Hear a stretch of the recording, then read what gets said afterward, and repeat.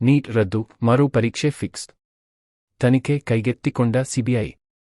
ವೈದ್ಯಕೀಯ ಪದವಿ ಕೋರ್ಸ್ಗಳ ಪ್ರವೇಶಕ್ಕೆ ಮೇ 3ರಂದು ನಡೆದ ರಾಷ್ಟ್ರೀಯ ಅರ್ಹತಾ ಪ್ರವೇಶ ಪರೀಕ್ಷೆಯ ನೀಟ್ ಯುಜಿ ಪ್ರಶ್ನೆ ಪತ್ರಿಕೆ ಸೋರಿಕೆಯಾಗಿರುವ ಆರೋಪದ ಕಾರಣದಿಂದ ರಾಷ್ಟ್ರೀಯ ಪರೀಕ್ಷಾ ಏಜೆನ್ಸಿ ಎನ್ಟಿಎ ಆ ಪರೀಕ್ಷೆಯನ್ನು ಮಂಗಳವಾರ ರದ್ದುಗೊಳಿಸಿದೆ. ಅಲ್ಲದೆ ನೀಟ್ ಯುಜಿ ಪರೀಕ್ಷೆಯಲ್ಲಿ ನಡೆದಿರುವ ಅಕ್ರಮಗಳ ಕುರಿತು ಸಮಗ್ರ ತನಿಖೆ ನಡೆಸುವಂತೆ ಏಜೆನ್ಸಿಯು ಸಿಬಿಐ ಅನ್ನು ಕೋರಿದೆ. ಅದರ ಬೆನ್ನಲ್ಲೇ ಸಿಬಿಐ ಮಂಗಳವಾರ ಈ ಕುರಿತು ಎಫ್ಐಆರ್ ದಾಖಲಿಸಿದೆ. ಈ ಪರೀಕ್ಷೆ ತೆಗೆದುಕೊಂಡ ವಿದ್ಯಾರ್ಥಿಗಳಿಗೆ ಮರು ಪರೀಕ್ಷೆ ನಡೆಸಲಾಗುವುದು ಮತ್ತು ಅದರ ದಿನಾಂಕಗಳನ್ನು ಹೊಸದಾಗಿ ಪ್ರಕಟಿಸಲಾಗುವುದು ಎಂದು ಏಜೆನ್ಸಿ ಹೇಳಿದೆ.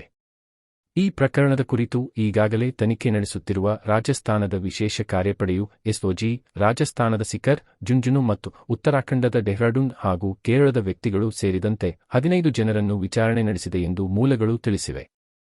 ಅಲ್ಲದೆ ರಾಜಸ್ಥಾನದ ಪೊಲೀಸರ ಮನವಿ ಮೇರೆಗೆ ಮಹಾರಾಷ್ಟ್ರದ ಪೊಲೀಸರು ನಾಸಿಕ್ನಲ್ಲಿ ಮಂಗಳವಾರ ಒಬ್ಬ ವ್ಯಕ್ತಿಯನ್ನು ಬಂಧಿಸಿದ್ದಾರೆ ಎಂದು ಅಧಿಕಾರಿಗಳು ತಿಳಿಸಿದ್ದಾರೆ.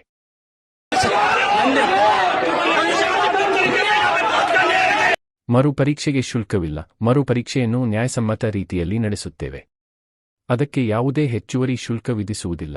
ಅಲ್ಲದೆ ಮೊದಲ ಪರೀಕ್ಷೆಯಲ್ಲಿ ವಿಧಿಸಿದ್ದ ಶುಲ್ಕವನ್ನು ಮರುಪಾವತಿಸುತ್ತೇವೆ ಎಂದು ಎನ್ಟಿಎ ಮಹಾನಿರ್ದೇಶಕ ಅಭಿಷೇಕ್ ಸಿಂಗ್ ಮಂಗಳವಾರ ಸುದ್ದಿಗೋಷ್ಠಿಯಲ್ಲಿ ತಿಳಿಸಿದರು. 2026ರ ಮೇ 3ರಂದು ನಡೆದ ಪರೀಕ್ಷೆಗೆ ನೋಂದಾಯಿಸಿದ್ದ ಅಭ್ಯರ್ಥಿಗಳು ಅವರ ದತ್ತಾಂಶ ಪರೀಕ್ಷಾ ಕೇಂದ್ರಗಳನ್ನು ಮರು ಪರೀಕ್ಷೆಗೂ ಪರಿಗಣಿಸಲಾಗುತ್ತದೆ.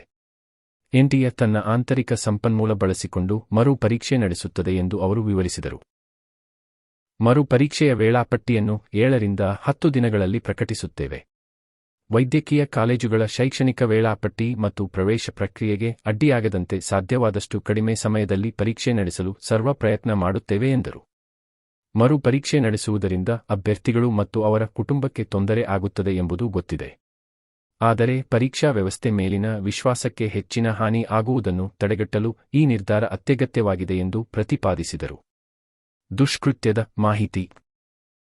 ನೀಟ್ ಯುಜಿ ಪರೀಕ್ಷೆಯ ಪ್ರಶ್ನೆ ಪತ್ರಿಕೆ ಸೋರಿಕೆ ಮತ್ತು ಆಪಾದಿತ ದುಷ್ಕೃತ್ಯ ಚಟುವಟಿಕೆ ಕುರಿತ ಮಾಹಿತಿಯು ಪರೀಕ್ಷೆ ನಡೆದ 4 ದಿನಗಳ ಬಳಿಕ ಅಂದರೆ ಮೇ 7ರ ರಾತ್ರಿ ತಲುಪಿತು. ಅದನ್ನು ನಾವು ಪರಿಶೀಲಿಸಿದೆವು. ಆರಂಭಿಕ ತನಿಖೆಯ ಪ್ರಕಾರ ಕೆಲವು ಪ್ರಶ್ನೆಗಳು ಅಧಿಕೃತ ಪ್ರಶ್ನೆ ಪತ್ರಿಕೆಯಲ್ಲಿ ಕೇಳಿದ ಪ್ರಶ್ನೆಗಳಿಗೆ ಹೊಂದಿಕೆಯಾಗುತ್ತಿದ್ದವು. ಅಲ್ಲದೆ ಪರೀಕ್ಷೆಗೂ ಹಿಂದಿನ ದಿನಗಳಾದ ಮೇ 1 ಮತ್ತು 2ರಂದು ಕೆಲ ವ್ಯಕ್ತಿಗಳ ಫೋನ್ಗಳಲ್ಲಿ ಈ ಪ್ರಶ್ನೆಗಳು ಕಂಡುಬಂದಿವೆ ಎಂಬುದನ್ನು ನಮ್ಮ ಅಧಿಕಾರಿಗಳು ಕಂಡುಕೊಂಡಿದ್ದಾರೆ. ಹೀಗಾಗಿ ಈ ಕುರಿತು ಸ್ವತಂತ್ರ ಪರಿಶೀಲನೆ ಮತ್ತು ಅಗತ್ಯ ಕ್ರಮಕ್ಕಾಗಿ ಮೇ 8ರ ಬೆಳಿಗ್ಗೆ ಕೇಂದ್ರ ಸಂಸ್ಥೆಗಳಿಗೆ ಮಾಹಿತಿ ರವಾನಿಸಲಾಯಿತು ಎಂದು ಅಭಿಷೇಕ್ ಸಿಂಗ್ ಮಾಹಿತಿ ನೀಡಿದರು. उसको पकड़ के उसको सजा दिलाई जाए ताकि ये जो समस्या है ये जड़ से खत्म हो पाए। मैं आपके जितना जानकार नहीं हूं, मैं अभी 1 अप्रैल को ही ज्वाइन किया हूं। मैं सिस्टम को अभी किसको ये बताना कि कौन दोषी है कौन नहीं दोषी है, will be prejudging the whole inquiry.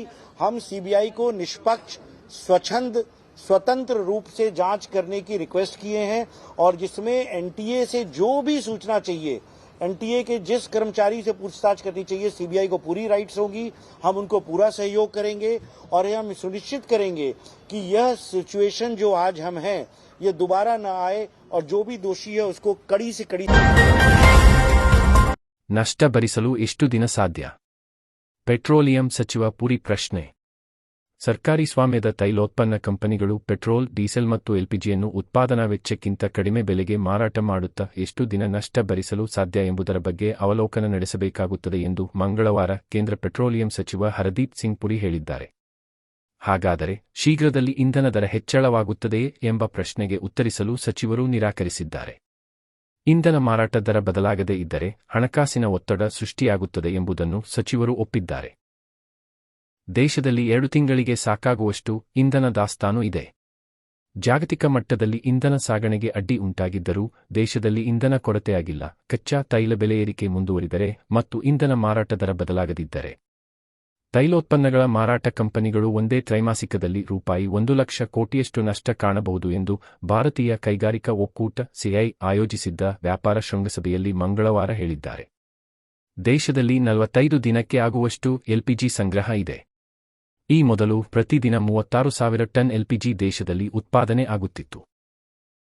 ಅದು ಈಗ 54,000 ಟನ್ಗೆ ಹೆಚ್ಚಳವಾಗಿದೆ ಎಂದು ತಿಳಿಸಿದ್ದಾರೆ. ಪ್ರಧಾನಿಯವರ ಹೇಳಿಕೆ ಬಹಳ ದೂರದೃಷ್ಟಿಯಿಂದ ಕೂಡಿದೆ. ಇದು ಭವಿಷ್ಯದತ್ತ ನೋಡುತ್ತದೆ. ಈ ಯುದ್ಧ ಮುಂದುವರಿದರೆ ಹಣಕಾಸಿನ ಒತ್ತಡವನ್ನು ಕಡಿಮೆ ಮಾಡಲು ವಿವಿಧ ಕ್ರಮಗಳ ಬಗ್ಗೆ ಯೋಚಿಸಲು ಪ್ರಾರಂಭಿಸಬೇಕಾಗುತ್ತದೆ. ಅಲ್ಲದೆ ಕೆಲವು ಚಟುವಟಿಕೆಗಳನ್ನು ಮೊಟಕುಗೊಳಿಸಬೇಕಾಗುತ್ತದೆ. ಇದರ ಅರ್ಥ ಲಾಕ್ಡೌನ್ ಅಲ್ಲ ಎಂದು ಹೇಳಿದ್ದಾರೆ. Losses are what? 1 lakh crore if you look at the quarter. In that context, how long can you keep it like this? Where is the oil? It used to be at around $64 or $65. I have my statistics here. Gone up to 115 in that basket. So isn't it time? ಮಹಾರಾಷ್ಟ್ರದಲ್ಲಿ ಗೋಡೆ ಕುಸಿದು 6 ಭಕ್ತರ ಸಾವು. ಮಹಾರಾಷ್ಟ್ರದ ಸಾಂಗ್ಲಿ ಜಿಲ್ಲೆಯಲ್ಲಿ ಮಂಗಳವಾರ ಸುರಿದ ಭಾರೀ ಮಳೆ ಹಾಗೂ ಜೋರಾಗಿ ಬೀಸಿದ ಗಾಳಿಯಿಂದಾಗಿ ದೇವಸ್ಥಾನವೊಂದರ ಗೋಡೆ ಹಾಗೂ ತಗಡುಗಳು ಕುಸಿದ ಪರಿಣಾಮ 6 ಭಕ್ತರು ಮೃತಪಟ್ಟಿದ್ದಾರೆ ಎಂದು ಪೊಲೀಸರು ತಿಳಿಸಿದ್ದಾರೆ. ಜತ್ತ ತಾಲೂಕಿನ ಮೋತೆವಾಡಿ ಗ್ರಾಮದ ಮಾರ್ಗುದೇವಿ ದೇವಸ್ಥಾನದಲ್ಲಿ ಈ ಘಟನೆ ನಡೆದಿದೆ.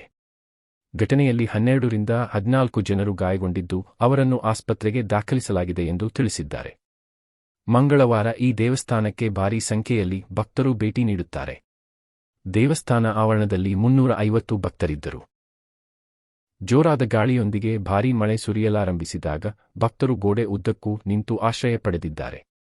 ಈ ವೇಳೆ ಗೋಡೆ ಹಾಗೂ ತಗಡಿನ ಶೀಟುಗಳು ದಿಢೀರ್ನೆ ಕುಸಿದ ಪರಿಣಾಮ ದುರ್ಘಟನೆ ಸಂಭವಿಸಿದೆ. ಜಿಲ್ಲಾ ಪೊಲೀಸ್ ವರಿಷ್ಠಾಧಿಕಾರಿ ತುಷಾರ್ ದೋಶಿ ತಿಳಿಸಿದ್ದಾರೆ.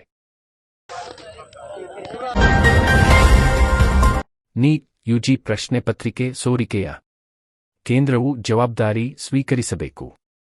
ನೀಟ್ ಯುಜಿ ಪ್ರಶ್ನೆ ಪತ್ರಿಕೆ ಸೋರಿಕೆ ಇದು ಪದೇ ನಡೆಯುತ್ತಿದೆ.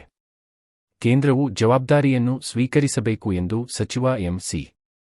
ಸುಧಾಕರ್ ಮಂಗಳವಾರ ಹೇಳಿದ್ದಾರೆ. See, it is shocking to hear that the National Testing Agency has cancelled the already conducted NEET exam throughout the country. See, about 22,79,743 students had applied, out of which 22,05,000 and odd students had appeared for the exam. And this is time and again this is happening. If something had happened in our state, the BJP leaders would have been up in their arms. They would have sought the resignation of our Honorable CM, forget about me, and they would have tarnished the party, the government's image. But here, with all the precautions, and National Testing Agency has got a very high reputation. Even in spite of this, in a BJP-ruled state, again such a thing happens means it is really atrocious. And seriously, I think the government of India has to take action. I came to know that they have handed over